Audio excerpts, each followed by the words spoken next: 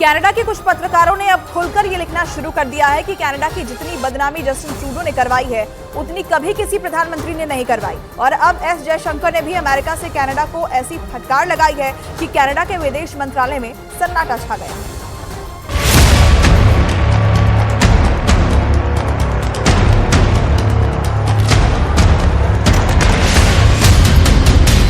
Canada के प्रधानमंत्री Justin Trudeau को लग रहा था कि वो अमेरिका के पास जाकर भारत की शिकायत करेंगे तो अमेरिका उनकी बात सुन लेगा।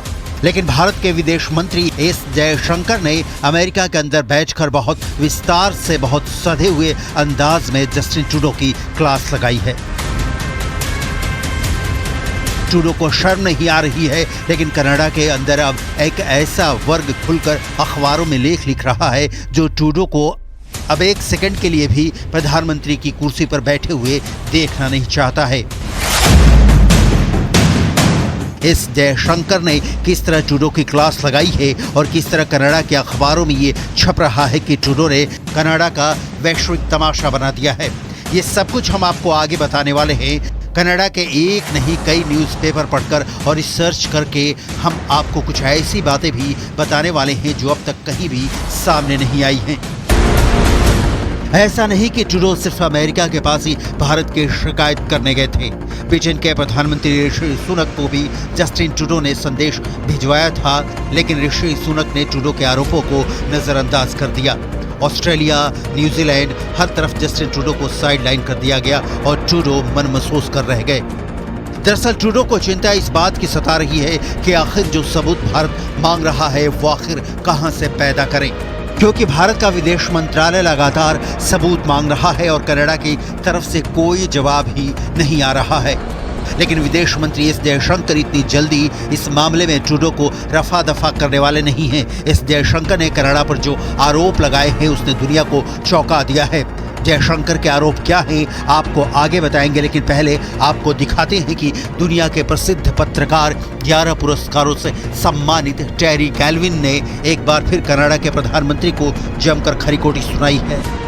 जरा कनाडा के अखबार नेशनल पोस्ट में छपे टेरी गैल्विन के लेख का शीर्षक देखिए।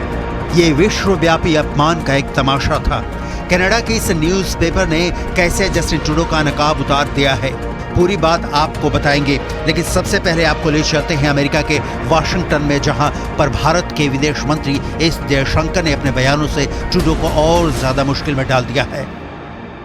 The ongoing problem really revolves around the permissiveness in regard to terrorism, extremism and violence.